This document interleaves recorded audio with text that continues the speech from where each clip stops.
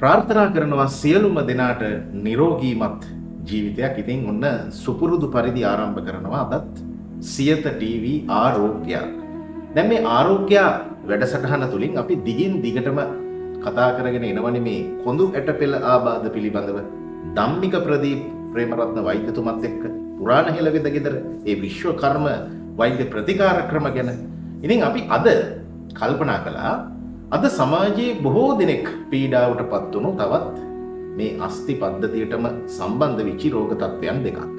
එකක් තමයි මේ මැණික් කටුව ආශ්‍රිතව ඇතිවන වේදනාව. අනිත් රෝග තත්ත්වය තමයි ගෙල ආශ්‍රිතව බෙල්ලේ ඇතිවන වේදනාව. ඉතින් මේ ගැන කතා කරන්න සුපුරුදු පරිදි ඔන්න ඔබේ වෛද්‍යවරයා ඉන්නවා මාත් එක්ක ධම්මික ප්‍රදීප් ප්‍රේමරත්න වෛද්‍යතුමා. ඉතින් අයිබෝන් වත්මාට. අයිබෝන්. දැන් මේ වෙනකොටත් ඔබ මෙවැනි රෝග වලින් පීඩා විඳිනවා ඇති. විශේෂයෙන්ම අපේ කාන්තා පාර්ශවයේ කියනවා අර පොල් මිරිකනකොට වෙන්න පුළුවන් මේ එදිනෙදා වැඩ කරනකොට මේ අත හිරි වැටෙනවා. මැණික් කටුව ළඟ ලොකු වේදනාවක් එනවා කියලා. තව පිරිසක් කියනවා අනේ බෙල්ල කොයි පැත්තටවත් හරවන්න බෑ. බෙල්ලේ ලොකු කැක්කුමක් එනවා කියලා. මම තමයි දැන් මෙවැනි තත්ත්වයන් ඇති වෙන්නේ ඇයි මොන වගේ හේතු කාරණා ටිකක්ද බලපාන්නේ. අපි මැණික් කටුවේ වේදනාවෙම පටන් ගමුකෝ. බාහිරට අපි දන්නවා දැන් මේ සමාජය අතර බහුල රෝගී තත්ත්වයක් මොක මේ මැණික් කටුව ආශ්‍රිතව ශල්‍ය කර්මයකට නිර්දේශ කරලා තියෙනවා. සමහරු මේ වෙනකොට ශල්‍ය කර්ම කරලත් ඇති. ඔව්. නමුත් ඔතන තියෙන එක ගැටලුවක් තමයි ಭಾರತ දැන් අපි මේ වෛද්‍ය ජීවිතය අපි දහස් ගණන් රෝගීන් අපි සුව කරලා තියෙනවා. ඉතින් එතනදී ගොඩාක් රෝගීන්ට අත්දැකීම් ඇති සමහරුන්ට දැන් මේ ශල්‍ය කර්මය සිදු කරලා ටික දවසකින් නැවතත් ඒ අමාරු ඇවිල්ලා. ඔව්. සමහරට අනික් අතට ඇවිල්ලා. එතකොට අනික් අතට ශල්‍ය කර්මය නිර්දේශ කරලා. ඉතින් මෙතනදී ප්‍රධානම හේතුව තමයි අපි දන්නවා බෙල්ල ආශ්‍රිතව අස්ථි හතක් තියෙනවා. අන්තර කශේරුක මණ්ඩල හතක් තියෙනවා. සුෂුම්නාව ස්නායු පද්ධතිය සම්බන්ධ වෙනවා. ඒතර බෙල්ලෙන් අතට ස්නායු ගමන් කරනවා. ඒතර බෙල්ල ආශ්‍රිතව ස්නායු තෙරපීමක් තියෙනකොට අපි කලින් කියලා දින තුරටි ආශ්‍රිතව ස්නායු තෙරපීමක් තියෙනකොට පාදයට ගමන් කරනවා වගේ බෙල්ල ආශ්‍රිතව ස්නායු තෙරපීමක් තියෙනකොට ඒක මේ අත දිගට වේදනාවක්. අත දිගට හිරියක්. අත දිගට කැක්කුමක්. අත බර ගතිය මේ හැමදේම එන්න පුළුවන්. ඉතින් එතනදී දැන් කෙනෙකුට අපි දැන් රෝගයේ මූලික අවස්ථාවේ රෝගයේ ආරම්භයේදී රෝගියාට දැනෙන්නේ මේ ඇඟිලි පුරුක් ආශ්‍රිතව මේ කෙළවරේ සමාහයට තද ගතිය. ඉදිමිලාවක්. එතකොට ඇඟිලි නමන්න අමාරු ගතිය. එතකොට පොඩි හිරි ගතියක් විතර. දැන් අතට ඇඟිලි වලට වීර්ය ගන්න බෑ කියලා කියනවා. ඔව්. එතකොට උදේට දැන් අර වගේ අපිට ඇඟිලි නමන්න ගිය ඇඟිල්ල තද වෙලා සමහරට මෙම ඇඟිල්ල නමනකොට ඔන්න ඇඟිල්ල මෙහෙම නැමිලා හිටිනවා මෙහෙම ටක් ගාලා ඇඟිල්ල දිගහැරෙනවා. දැන් රෝගයේ මූලික අවස්ථාව නිසා අපිට ඇඟිලි වලට විතරයි මේකේ බලපෑම තියෙන්නේ. මේ මැණික් කටුව ආශ්‍රිතව ශල්‍ය කර්මයක් සිදු කරනවා. ඊට පස්සේ ශල්‍ය කර්මය සිදු කරලා తాවකාලිකව පොඩි පහසුවක් තියෙනවා. නමුත් මේ ශල්‍ය කර්මය සිදු කරපු ටික කාලයක් ගත වුණාම රෝගීන්ට අත්දැකීම් තියෙනවා. තව ටික දවසකින් ආයෙ මතුවෙනවා. එතකොට අනික් අතටත් එනවා. ඒ අතට ශල්‍ය කර්ම සිදු කරනවා. ඉතින් ಭಾರತ මේ රෝගී තත්ත්වයට ප්‍රධානම හේතුව තමයි මේ බෙල්ල ආශ්‍රිතව තියෙන ස්නායු තෙරපිය. අපි මුලින්ම අයි දෙක අතරේ සහ සම්බන්ධතාවයක් තියෙනවනේ. අනිවාර්යයෙන්. මොකද දැන් අර අපේ මූලික අවස්ථාව නිසා අපිට ඇඟිලි වල හිරියක් තමයි දැනෙන්නේ. දැන් සමහරවිට තුරටි ස්නායු තෙරපීමක් තියෙනකොට පාදවල ඇඟිලි වල පොඩි හිරියක් තමයි අපිට දැනෙන්නේ. නමුත් අවසානයේ කාලයත් එක්ක තමයි අසාමාන්‍ය දිගට කැක්කුම තුරටි වේදනාව එන්නේ. එතකොට තමයි හොයාගන්න මේ කොන්දේ ප්‍රශ්නයක් කියන්නේ. නමුත් අපි බෙල්ල ආශ්‍රිතව තියෙන මේ පීඩාව තමයි මේ ඇඟිලි වලට බලපාලා තියෙනවා කියන එක අපි මේ අපේ මේ කාලය තිස්සේ මේ කරපු ප්‍රතිකාරات එක්ක අපි අඳුරගෙන තියෙනවා. ඉතින් එතනදී ওই ශල්‍ය කර්ම සිදු නොකර බෙල්ල ආශ්‍රිතව අපි කරන ප්‍රතිකාර සිදු හරිය විදිහට සිද්ධ කරොත් මේ ශල්‍ය කර්මකින් තොරව මේක සුව කරගන්න පුළුවන්. දැන් ඔතනදී වයිතුමා මේ කාන්තා පාර්ශවයට මේ මැණික් කටුව ආශ්‍රිත වේදනාව දැනීමේ වැඩි ප්‍රවණතාවයක් තියෙනවද? මොකද බොහෝ කාන්තාවන් තමයි අර ශල්‍ය කර්මය කරා යන්නේ හුඟක් වෙලාවට. බහුතරයක්ම ಭಾರತ දැන් ඇත්තටම ওই මිරිස් ගලේ අඹරන දේවල් එතකොට බිම් බලාගෙන ওই මහාන පුතන දේවල් කරනකොට ওই ගාමන්ටන මහානායට එතකොට දැන් ওই පරිගණක ආශ්‍රිතව වැඩිපුර වැඩි කරනවා නම් බිම් බලාගෙන වැඩ කරනකොට මේ බෙල්ල ආශ්‍රිතව වෙන හානිය කාර්යජ ගිවියා එතකොට ඒ ස්නායු තෙරපීම් එක්ක ගොඩාක් වෙලාවට මේ අතට ওই බලපෑම වෙනවා. ඉතින් බහුතරයක් ඔය මම හිතන්නේ ඔය ඇඟලුම් ශේෂ්ත්‍රයේ ඉන්නේ කාන්තාව. එතකොට එයාලට මේකේ බලපෑම වැඩි. නමුත් ඔය පරිගානක ආශ්‍රිතව වැඩ කරනකොට එතකොට රියදුරු රැකියාව කරන නැත්නම් බිම් බලාගෙන එක දිගට මොකක් හරි විශේෂ වැඩක් කරනවා නම් ඒ අයට මේකේ බලපෑම තියෙනවා. එතකොට අර Taman නියැලෙන වෘත්තිය මේකට ප්‍රධාන හේතුව. අපි දන්නවා දැන් අර බෙල්ල ආශ්‍රිතව තියෙන ස්නායු තෙරපීම හරි විදියට ප්‍රතිකාරයක් සිද්ධ කරොත් අපිට ඔය වගේ අතීත කරන ශල්‍ය කර්මයක් සිදු කර සුව කරගන්න පුළුවන්. දැන් උතනදී දැන් අර මං කිව්වේ දැන් ශල්‍ය කර්මය සිදු කරලා ටික කාලයක් යනකොට නැවත අතට වේදනාව වෙනවා, ඉරිය අමාරුව, අනික් අතටත් වෙනවා. ඒ නැවත දැන් ශල්‍ය කර්මය කළාට පස්සේ නැවත ටික කාලෙකින් නැවත මතුවෙනවා කියලා කියන්නේ මොකක්ද ඒකට හේතුව? ඒකට හේතුව වාරක රෝගේ තියෙන එක තැන. ඔව්. ප්‍රතිකාර සිද්ධ වෙන්නේ තව තැනක. මොකද දැන් බෙල්ලේ මම හිතන්නේ මූලික අවස්ථාව නිසා අපිට ඇඟිලි වල විතරයි පීඩාව තියෙන්නේ. නමුත් අපිට බෙල්ලේ තියෙන අපහසුව වැඩි වෙන්න වැඩි. මේ කසේරුක මඩල වියලීම, මඩල ගෙවී යාම, එතකොට එතන තියෙන හානිය වැඩි වෙන්න වැඩි වෙන රෝගියාට කාලයත් එක්ක අර මම කියපු අත දිගට යන වේදනාව, ඒ අත දිගට යන හිරිය, එතකොට ඒ වෙනකොට මේ බෙල්ල ආශ්‍රිතව තද වේදනාවක් එනවා. එතකොට යාට එක දිගට ඉන්න බෑ. සමහර රෝගීන් ඉන්නවා බාරත මෙහෙම බෙල්ලට මෙහෙම අත තියාගෙන ඉන්නේ, ඔළුව උස්සගෙන ඉන්න බෑ යාට. ඉතින් නිදිය ගන්න බෑ, ඔට්ටේ ඔළුව තියලා ඔළුව උස්ස ගන්න බෑ. ඒ වගේ මට්ටමට එනවා. ඒ වෙලාවේ වෛද්‍යවරු කරන දේ තමයි පරීක්ෂණයක්, එක්ස්රේ පරීක්ෂණයක්, හරි MRI පරීක්ෂණයක් කරගෙන අපි දැන් ඔයාලට බෙල්ල ශල්‍ය කර්ම සිදු කරමු. දැන් බාරත මම මේ කියන්නේ අවසාන අධීරේ. අවසාන. නමුත් ඔක මූලික අවස්ථාවේ අපි මේ රෝගියාගේ බෙල්ලට අපි අවශ්‍ය කරන ප්‍රතිකාර සිද්ධ කරා නම් අර වගේ ශල්‍ය කර්මයක් සිදු නොකර ඔක මූලික අවස්ථාවේම රෝගිය අවසන් කරන්න පුළුවන්. දැන් ඔබේ පුරාණ හෙළවෙත ගෙදරට වෛද්‍යතුමා මෙවැනි රෝගීන් ඕනෑ තරම් වෙනවා ප්‍රතිකාර දවස්වලට. නේවාසිකව ප්‍රතිකාර ලබන රෝගීන් ඉන්නවා බොහෝ ප්‍රමාණයක්. දැන් මෙවැනි රෝගියෙක් ආවට පස්සේ ඔබ ඒ රෝගියාගේ රෝග තත්ත්වය කොහොමද හඳුනාගන්නේ? යම් කිසි නාඩි පරීක්ෂාවක් වගේ දෙයක් කරනවද? එතනින් පස්සේ අර පූර්ණ සුවය දක්වා මොන වගේ ප්‍රතිකාර ටිකක්ද අනුගමනය කරන්නේ? ඔව් බාරත දැන් මේ මෑතක මංගාවට අපි කම්ම කෙනෙක් දැන් මෙයා උකුලිය අපිට පැත්තේ. අම්මා ආපු මුල මෙයාගේ මේ බෙල්ල ආශ්‍රිතව තියෙන මේ හානි වීම කොහොම සුළු වශයෙන් අපිට පින්නුවට නමුත් මේක කාලය තිස්සේ තිබිලා. දැන් මේ අම්මට ඇඟිලි නමා ගන්න බෑ. එතකොට අත් දෙක උස්ස ගන්න බෑ. අත් දෙක හීන් වෙලා. එතකොට මෙයාට ඇවිද ගන්න බෑ. රෝද පුටුවටම මෙයා වැටිලා තියෙනවා. එතකොට මෙයාට කුසල්‍ය කර්මයක් බෙල්ලේ කරන්න කියලා කියනවා. දැන් මේ රෝගියාට මූලික අවස්ථාවේ අර වගේ බෙල් මැණික් කටුව ආශ්‍රිතව පාසුවක් ඇඟිලි නමන්න අමාරු තමයි මේ රෝගියාටත් තියෙන්නේ. නමුත් ඒ කාලේ ඉඳලම හරියට ප්‍රතිකාරයක් වුණ නැති නිසා අද වෙනකොට මෙයා මංගාවට එනකොට රෝද පුටුව තමයි ගෙනාවේ. ඉතින් බාහිර රෝගී ප්‍රතිකාර තමයි අපි කරේ බාරම. දැන් මම දැන් 3-4 පාරක් අපි ගාවට ආවා. ඉතින් දැන් ඇත්තටම මේ කරපු ප්‍රතිකාරات එක්ක දැන් මෙයාට අත් දෙක උස්සන්න පුළුවන්. හොඳට අත් දෙක වැඩ කරනවා. ඉතින් මෙයා සාමාන්‍ය අල්ලගෙන දැන් ඇවිදිනවා. ඉතින් මේ බිල්ලට අවශ්‍ය කරන ප්‍රතිකාර ටික අපි හරියට කරනකොට තමයි මේ රෝගියා මේ විදිහට සුව වෙන්නේ. ඒ කියන්නේ වෛද්‍යතුමා දැන් මැණික් කටුව ආශ්‍රිතව වේදනාව තිබ්බට ලෙඩේ නිදහනේ තියෙන්නේ කියලා ආශ්‍රිතව. රෝගේ මූලයට තමයි ප්‍රතිකාර සිද්ධ කරන්නේ. ඉතින් ඒක තමයි වෛද්‍යවරු විදියට කාලයක් එක්ක අපි ලබන අත්දැකීමත් එක්ක අපි මේකේ මේ සාමාන්‍ය විදියට මේ රෝගීන් මේ හානි වීම, එතකොට මේක මූලික අවස්ථාවේ කොහොමද තියෙන්නේ, කාලයක් යනකොට මොනවද වෙන හානි, ඒක වෛද්‍යවරුන්ගේ අත්දැකීම් එක තමයි ಭಾರತ ඒක එන්නේ. දැන් මේ රෝගී ස්වභාවය වෛද්‍යතුමා කොච්චර භයානකද? මේකේ මේ අවසාන අධීරයේදී මොන වගේ වේදනාවක්ද රෝගියෙකුට විඳින්න වෙන්නේ? ඔබ එක්තරා කොටසක් පැහැදිලි කළා ඒකේ. අපි දැන් මේකට කැමති වුණත් අකමැති වුණත් මේකේ අවසාන අවස්ථාව තමයි ಭಾರತ මේ රෝගියා මිට්ටට වැටෙන්නේ. ඇවිද ගන්න බැරි වෙනවා. අද්දක පණක් නැති වෙනවා. එක්තැන් වීමටපත් වෙනවද? අනිවාර්යයෙන්. එතකොට දැන් අපි මං මීට කලින් වැඩසටහනක් කිව්වා එක අම්ම කෙනෙක් මං ගාවට ආවා. ඔය වගේ බෙල්ලේ හානි වීමක් එක්ක මේ අම්මට කියලා තිබ්බා මෙතනින් යාට කිසිම දෙයක් කරන්න බෑ. ඉතින් මිට්ටටම වැටෙනවා. නමුත් ඒ අම්මටත් අපි මට මතකයි මාස 4ක් විතර අපි මාසෙකට සැරයක් බෙහෙත් දෙනවා. වාහනේ ගාවට ගිහලා බලන්න. මාස 4ක් ගිය තැන රෝද පුටුවට ගත්තා. ඒ රෝද පුටුවට ගත්තත් ಭಾರತ මේ පොළොව පැත්තට වෙලා මෙහෙම අත්‍යන්තයෙන් වැඩ කරපු එක තමයි කරන්නේ. අවුරුද්දයි මාස 7ක් විතර ගෙදරම බෙහෙත්. දැන් ඒ අම්මා තමන්ගේ ටික කරනවා. ඒක මේ ප්‍රතිකාර කරන්න ගියාම ಭಾರත ඇත්තටම අපිට අර අවශ්‍ය කරන කාලය, අවශ්‍ය කරන කැපකිරීම, ඒ තමන්ගේ පවුලේ උදවියත් කරන්න ඕනේ. එහෙම කරොත් අපිට සුව කරගන්න පුළුවන්. ඉතින් අර දැන් ඒ වගේ හානි වීමකට යන්න කලින් අපි මූලික අවස්ථාවේ රෝගයක් අඳුරගෙන හරියට ප්‍රතිකාර කරලා සමහරවිට ප්‍රතිකාර වේලෙන් දෙකේ මේ රෝගියා සුව වෙනවා.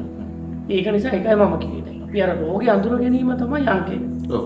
ඉතින් එතනදී රෝගය අඳුර ගන්න ගියාම විශේෂයෙන්ම ඒ අත්දැකීම. දැන් අපි දන්නවා බිල්ලේ ප්‍රශ්නයක් තමයි මේ අතට බලපාන්නේ. ඊට අමතරව යම් එක්ස්රේ පරීක්ෂණය එහෙම නැත්නම් රෝගියාත් එක්ක කතා කරනවා. මොකද රෝගියා දන්නවා තියෙන අපහසුකම්. සමහරවිට බෙල්ලේ ලොකු වේදනාවක් නැති වුණාට එයාට බිම් බලන් ඉඳලා ටිකක් වෙලා උස්සනකොට ඔළුව උස්ස ගන්න අමාරු වෙනවා. සමහරවිට බෙල්ල හරවනකොට ජරබර ශබ්දයක් එන්න පුළුවන්. ඒ ගෙවීමක ලක්ෂණ. ඒ කියන්නේ පූර්ව රෝග ලක්ෂණ නේද? රෝග ලක්ෂණ මත. ඔව්. ඉතින් ඒවා තෝරගෙන අපිට හරි විදියට මේකට ප්‍රතිකාරයක් කරගන්න පුළුවන්. අපිට මේ රෝගය සුව කරන්න පුළුවන් අනිවාර්යයෙන්. මම උදේට එන්නකෝ මම ගෙලියේ ඉඳලා පැමිණි මට අවුරුදු ගානක ඉඳලා කොන්දේ අමාරුවක් තිබුණා. ඉතින් නොයෙකුත් ප්‍රතිකාර කරා ඒත් කිසි සුවයක් ලැබුණේ නැහැ. මගේ කොන්දේ කෂේරිකා මඩලේ කාට්ලේජ් එළියට පැනලා කියලා මම දැනුම් ගත්තා. බටහිර වෛද්‍යතුමා මට කිව්වේ මේක ඔපරේෂන් එකකින් තමයි සුව කරගන්න පුළුවන් කියලා. මට අඩි 10ක්වත් ඇවිද ගන්න බැරි තත්ත්වෙ උදා වුණා. වෙද මහත්තයා මට කිව්වා ඒක සුව කරන්න පුළුවන් කියලා. මම මෙම ස්ථානයේ මාස 3ක් නාවතෙන් ප්‍රතිකාර කරා. පස්සේ මට දැනුණා මට සුව වුණා කියලා. මම නිවහනට ගිහිල්ලත් මම වෙද මහත්තයා කියපු ආකාරයට ඒ ප්‍රතිකාර සියලු දේවල් කරා. ඉතින් වෙද මහත්තයාගේ කැපවීම නිසාම අද මම නිට්ටාවට සුව වෙලා මගේ එදිනෙදා ජීවිතයේ වැඩ කටයුතු මම කරගෙන යනවා. දැන් වැදගත්ම දේ ලෙඩක් හදාගන්නේ නැතුව ඉන්න එකනේ නේද? බොහෝ ලෙඩ රෝග අපි බලහත්කාරයෙන් අපි ළඟට ගන්නවා. හේතුව අපි කන බොන වැරදි දූෂිත ආහාර පාන, අනිත් පැත්තෙන් විශේෂයෙන්ම මේ වැරදි ඉරියව්. වෛද්‍යතුමා දැන් මේ ගෙල ආශ්‍රිතව ඇති වෙන වේදනාව, දැන් මේ මණිකටු ආශ්‍රිත වේදනාවට රෝග මූලයනේ මේ බෙල්ලේ ආබාධය. දැන් මේ ගෙල ආශ්‍රිතව රෝගී වීමට ලක් වෙන්නේ ඇයි? අපි එදිනෙදා ජීවිතය ඇතුලේ මේ ගෙල ආශ්‍රිතව යම් රෝග තත්ත්වයක් ඇති වෙන්න එදිනෙදා ජීවිතය ඇතුලේ අපි කරන වැරදි මොනවද? වැරදි ඉරියව් මොනවද? දැන් ඇත්තටම ಭಾರತ දැන් එක දිගට මේ බිම් බලාගෙන ගොඩාක් අය පොඩි ළමයි වෙන්න පුළුවන්, වැඩිහිටි වෙන්න පුළුවන්. මේ ෆෝන් එක කොවිලෙත් මේ ෆෝන් එක බිම් බලාගෙන ෆෝන් එක. මේ ගේම් වලට හුරු වෙලා තියෙනවා. ඊට අමතරව ඇඳේ ආසිල ඉන්න ගමනුත් මේ ෆෝන් එක උඩ තියන් තමයි. ඉතින් මේකේ ලොකු හානියක් වෙනවා බෙල්ලට. ඊට අමතරව දැන් අපි කරන වෘත්තීන් එක්ක අපිට පුළුවන් තරම් පරිගණකවල ක්‍රියාත්මක කරන මේ ලැප්ටොප් එක අපල තියන් තමයි වැඩ කරන්නේ. මොකද අපිට ඒක මේ ඇස් මට්ටමට ගන්න පුළුවන්. ඒක සෑහෙන වටිනවා මේ වගේ රෝග වලින් වෙලකිලා ඉන්න. මොකද මොන තරම් අපි දන්නවා මේ පරිගණක ආශ්‍රිතව රැකියා කරන හැට මේකේ බලපෑම තියෙනවා. ඔව්. ඒතර බිම් බලාගෙන එක දිගට වැඩ කරනවා. ඒ කියන්නේ ඒකාකාරී ඉරියව්වකින් සිටීම. අනිවාර්යයෙන්. ඒතකොට එතනදී බාරදාර දැන් අනිවාර්යෙන් මේ පොඩි කාලයක් ඇතුළත තමන්ගේ ඉරියව්ව වෙනස් කරගන්න පුළුවන්. පොඩි විවේකයක් එතන ලබා දෙන්න පුළුවන් නම් මේ වගේ වෙලකිලා ඉන්න බොහොම පහසුයි. නමුත් දැන් ඒක අපි ඒක තේරුම් ගන්න ඕන. මේක දැන් මේ යම් සේවකයෙකුට එක දිගට මේක කරන්න වෙනවා. ඒක වෘත්තීයමය රෝගයක් යන මතුවෙනවා නම් ඒකේ ආයතනයේ බලධාරී ක්‍රියාත්මක වෙන්න ඕනේ. ඒකට සුදුසු කරන අවශ්‍ය කරන පියවර අනුගමනය කරන්න. ඒකයි මගේ ඉරියව්ව වෙනස් කරන්නේ. ඊට අමතරව දැන් අද තියෙන ප්‍රධාන ප්‍රශ්නයක් තමයි ಭಾರತ මේ අස්තිවල මේ කාර්යලේජ් වල තියෙන දුර්වල වීමට. හරියම පෝෂණීය ආහාර වේලා. ඉතින් හොඳ පෝෂණීය ආහාර වේලා. එළවලු වර්ග, එතකොට මේ කැඳ වර්ග, ඊට අමතරව මේ දැන් අපි හිතමුකෝ දැන් මාංශමය ආහාර වෙන්න පුළුවන්. ඉතින් හරි පෝෂණ මේ ශනික ආහාර නැතුව පෝෂණීය ආහාර වේලා. සම බල සහ සමබර පෝෂණීය ආහාර. අනිවාර්යයෙන්. ඊට අමතරව ಭಾರತයේ අපි දන්නවා විශේෂයෙන්ම කරන වැරද්දක් තමයි මේ නිදිනකොට කොට්ට දෙකක් පාවිච්චි කරනවා. ඔව්. සමහරවිට මේ වගේ උස කොට්ට දෙකක් තියලා පාවිච්චි කරනවා. එතකොට අපි දන්නවා බෙල්ල තියෙන්නේ මේ විදිහට. කාලයක් යනකොට. ඒ කියන්නේ කොට්ටේ සහ ඇඳ අතර ලොකු පරතරයක් තියෙනවා. එතකොට බෙල්ල මෙහෙම නැමිලා තමයි යයි. ඒතර ඒත් එක්ක වෙන්නේ මෙයාගේ අර බෙල්ලේ තියෙන කාටිජ ගෙවීම කරලා. කාලයක් යනකොට ඒ වගේම අංගිලි වල හිලි, අත්වලට හිලි. එතකොට අර අපි දැන් මේ විහිං හදාගන්නේ. ඒක නිසා අපි මේක අඳුරගෙන මේ වැඩසටහනේ අරමුණත් අපි කිව්වා ඒක. ඒක නිසා අර හරි ඉරියව් පුරුදු කරගන්න. ඊට අමතරව ಭಾರತ නුහුරට දේවල් ගන්න. දැන් තමයි කෙලින් මේ අඹරිලා කෙනෙක් දෙයක් ගන්න. ගොඩක් අයට දැන් කෝච්චියේ බස් එකේ දුර ගමනක් යනවා නම් නිින්දයක්. ඒතකොට බෙල්ල මෙහෙම කඩා වැටිලා තියෙනවා. ඒතකොට ඒකත් හේතුවක් වෙනවා මේ බෙල්ල යනවා. සමහරට ඒක කෙනෙක් නොහිතන්න. ඔව්.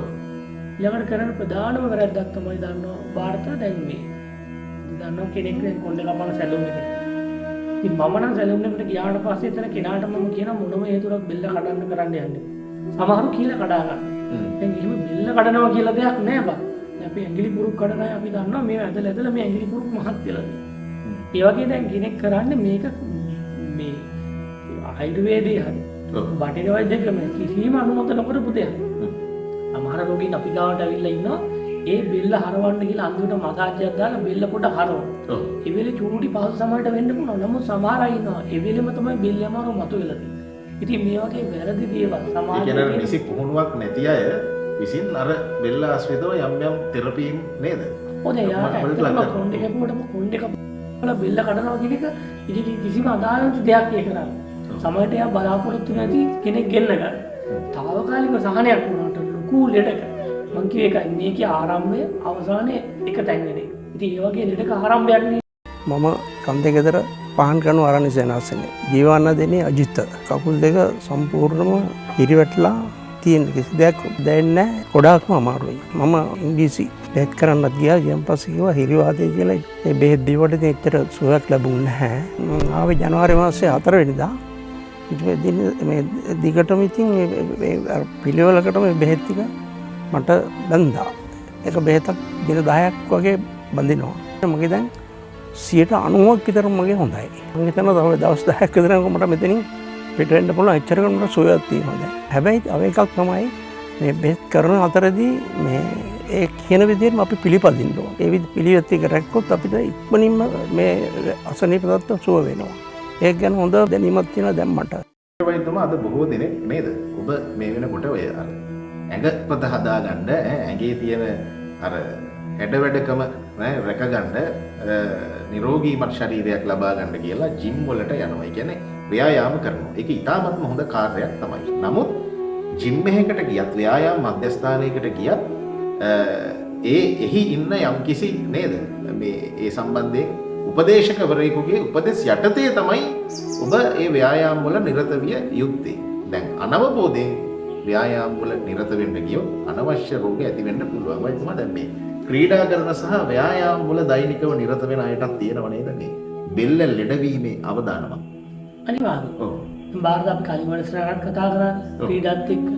එතනදී අර දැන් අර වගේ වැරදි ඉරියව් එක්ක තම දැන් කෙනෙකුට ආසයි ඉක්මනට එන්න හදාගන්න. ඒකට ලොකු වරක් දාන්න.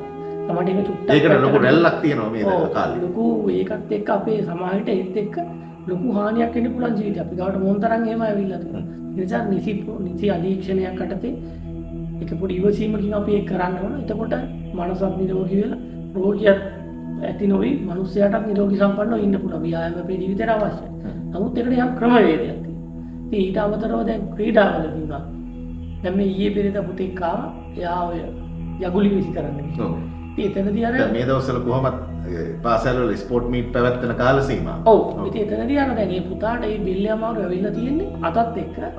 ඒක අර එයාට දැන් අතන පොඩි බබෙක් යා. මේ කිට්ටු බොහොම පොඩි ශරීරයක් තියෙනවා. ඉතින් අර නියමිත පුහුණු වීමක් කරන්නේ නැතුව ඒ කාලයකට විතරක් එක දවසකට විතරක් ඕක කරන්න යන එක තමයි ಭಾರತයේ තියෙන ප්‍රධාන ප්‍රශ්නේ. අපි දන්නවා දැන් සෙල්ලම් නොකර ඉඳලා සෙල්ලම් කරපුවම මුළු ඇඟටම ගහලා දානවා. හැබැයි කෙනෙක් දීර්ඝ කාලීනව මේ ක්‍රීඩාව කරනවා ව්‍යායාමයක් එක්ක එයාට ඒක දැනෙන්නේ නැහැ.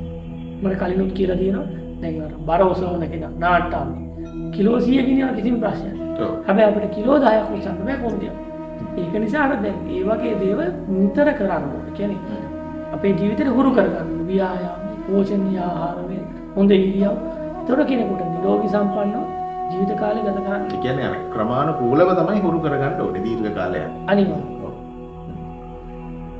දැන් මේ ඔය බෙල්ල ලෙඩ වුණාම නැත්නම් අතපය ලෙඩ වුණාම තමයි අපිට මේ වගේ තියෙන හරිම වටිනාකම දැනෙන්නේ. අර කතාවටත් කියනෝනේ අත කැඩුනා වගේ කියලා. ඒ කතාවේ බරපතලකම තේරෙන්න අත කැඩෙන්න ඕනේ. අත කැඩිලා තියෙන කෙනෙක් නම් දන්නවා අතේ තියෙන වටිනාකම මොකක්ද කියන එක. දැන් ඔන්න ඊට පස්සේ ඔබ වෛද්‍යවරයෙක් ළඟට යොමු වෙනවා. දැන් රෝගයක් හදාගන්නකම් අපිට කිසි ගාණක් නැහැ. කිසි සැලකිල්ලක් නැහැ අපේ නිරෝගීකම ගැන. නමුත් ලෙඩේ හැදුනට පස්සේ ඔබට ලොකු ඕනකමක් තියෙනවා ලෙඩේ ඉක්මනට සුව කරගන්න. දැන් රෝගයක් ඉක්මනින් සුව කරගන්න නම් ඔබ අනිවාර්යෙන් තමන් ප්‍රතිකාර ගන්නා වෛද්‍යවරයා කියන දේ ඒ වත්පිළිවෙත් ටික හරියාකාරව රකින්න ඕනේ. වෛද්‍යතුමා දැන් ඔබේ පුරාණ හෙළවෙද ගෙදරට රෝගියෙක් ආවට පස්සේ ප්‍රතිකාර ගන්න. අපි කියමුකෝ නේවාසික ප්‍රතිකාරයට ඔබ නිර්දේශ කරුවා කියලා. දැන් ප්‍රතිකාර ගන්න කාල සීමාවෙදී ඔබ හැසිරිය යුත්තේ කොහොමද? ඔබ නිර්දේශ කරන ඒ වත්පිළිවෙත් සහ ආහාර පාන මොනවද? දැන් ಭಾರತ දැන් අපි නේවාසික රෝගියෙකුට ඒ අවශ්‍ය කරන ආහාර වේල තමයි අපි ලබා දෙන්නේ. එතකොට දැන් ඔය වාතක විශේෂයෙන් බඩු කොස් මෑ කරන ඔය ඉස්සුදැල්ල වගේ දේවල්. එතකොට ඔය මඤ්ඤොක්ක දෙල් ඒ වගේ දේවල් අපි ලබා දෙන්නේ. ඒකට අවශ්‍ය කරන ආහාර වේල අපි ලබා දෙනවා.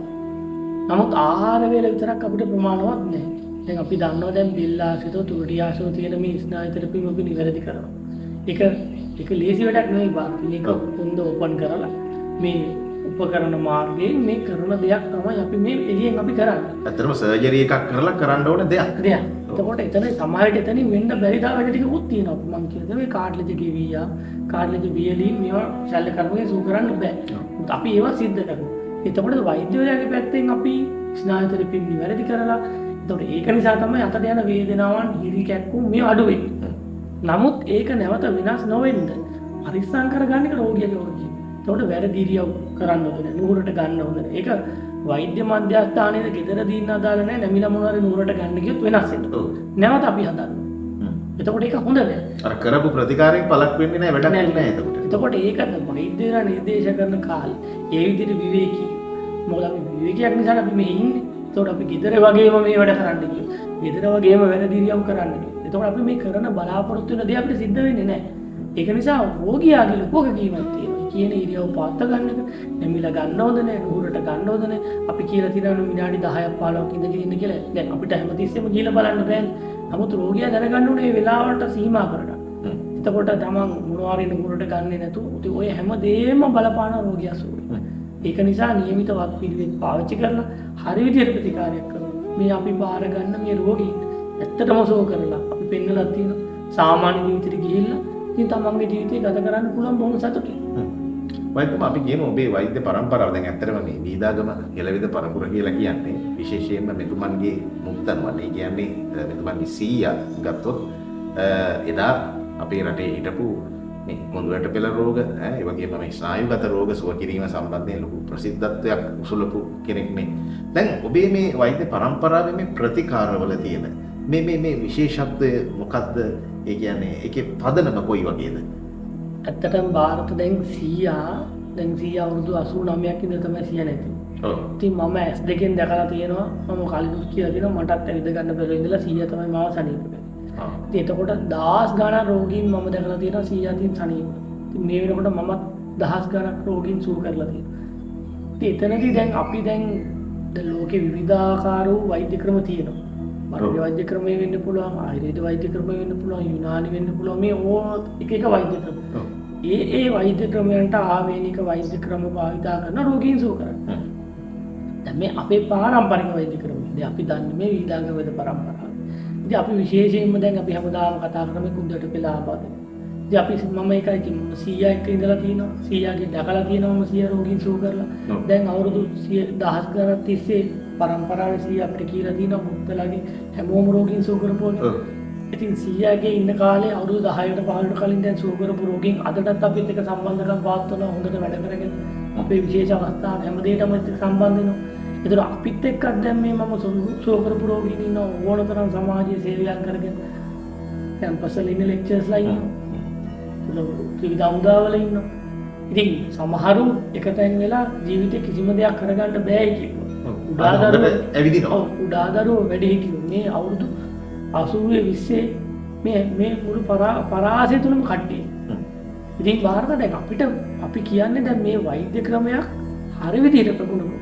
හරි විදිහට මේකෙන් අවශ්‍ය කරන පිළිත තමන්ට ලබා ගන්න රෝගියා කැපකිරීම කරොත් අපි පුරාණ හෙළ විදිහට අපි ලෑස්ති වෙලා ඉන්න රෝගීන් සුව කරනවා. ඒකට එකම දේ තමයි නියමිත වෛද්‍ය නිර්දේශයට අනුව නියමිත විවේකී අරගෙන හරි විදිහට ප්‍රතිකාර කරනවා. මොකද රෝගියා සුව වෙනවා කියන එක වෛද්‍යවරයා තියෙන්නේ. එතකොට ඒක ඒ අවශ්‍ය කරන නිදහසේ වෛද්‍ය ක්‍රමයේ වෛද්‍යවරයාට කරන්න ඕනේ. ඒතර මෙතනින් අපි ප්‍රතිකාර නේවාසික ප්‍රතිකාර අවසන් වුණාට පස්සේ බාහිර ප්‍රතිකාර නිර්දේශ කරනවා. ඒතර ඒ නියමිත දිනයට නැවත පෙන්නන්න ඕනේ. එතකොට මේ පෙන්නලා අපි අන්තිමටම කියනවා දැන් තැව්වක් වේදෙන් දැන් තවලා තෙල් ටිකක් විතරක් ගන්න. ඊට පස්සේ කියනවා දැන් තවන්න ඕනේ නැහැ තෙල් ටිකක් විතරක් ගන්න. ඊට පස්සේ අපි කියනවා දැන් ඔයා වැඩිපුර වැඩ කරන්න දැන් නැමිලා පොඩි වැඩක් කරාට කමන්නේ. නමුත් බර වැඩ කරනකොට අපි ඒවට ඉරියව් පවත්ව ගන්න කියලා. ඉතින් මේ විදිහට වෛද්‍යවරයා ඇසුරේ වෛද්‍යවරයාගේ නිර්දේශات එක්ක වෛද්‍යවරයා කෙරෙහි තියෙන ඒක පක්ෂපාතීත්වය කියන්නේ වෛද්‍ය නිර්දේශය ක්‍රියාත්මක කරනවා කියන්නේ තමන්ගේ රෝගියට වෛද්‍යවරයා අනුකම්පාවෙන් කියන දේ තමයි රෝගියා කැමති වෙනවලු කරන්නේ. මොකද ඒකේ හානිය සිද්ධ වුණොත් හරියට ප්‍රතිකාරය සිද්ධ නොවුනොත් වෙන්නේ මොකද්ද කියලා දන්න නිසා තමයි රෝගියා කෙරේ අනුකම්පාවෙන් වෛද්‍යවරයා මේ දේ කියන්නේ. ඒ කියන්නේ වෙදකම වගේම නේද? වෙදකමත් වෛද්‍යවරයෙක් දෙන්න ඕනේ රෝගියෙක් වෙන්න. අනිවාර්යයෙන්. ඒකට රෝගියා කැමති වෙන්න ඕනේ. මේ නිර්දේශ ක්‍රියාත්මක. එතකොට මේ බොහෝ පිරිසක් මේ දහස් ගණන් පිරිස මේ ලබන සහනේ තමන්ටත් ලබා ගන්න පුළුවන් එක අනිවාර්යයි. ඉතින් අපි සියත TV ආරෝග්‍ය වැඩසටහන තුලින් අද සාකච්ඡාවට ලක් කළේ අද බොහෝ දෙනෙක් පීඩා විඳින මේ ගෙල ආශ්‍රිත වේදනාවත් මැණික් කටු ආශ්‍රිත වේදනාවත් පිළිබඳව. ඉතින් ඔබට තමන්ගේ රෝග තත්ත්වය නිවැරදිව හඳුනා ගන්න මේ වැඩසටහන මඟ පෙන්වන්නට ඇතැයි අප විශ්වාස කරනවා. ඉතින් සුපුරුදු පරිදි අපහට සම්බන්ධායකත්වය ලබා දුන්නේ පුරාණ එළවෙද ගෙදර ධම්මික ප්‍රදීප් ප්‍රේමරත්න වෛද්‍යතුමා. ඉතින් ප්‍රාර්ථනා කරනවා සියලුම දෙනාට නිරෝගීමත් වාසනාවන්ත ජීවිතයක්.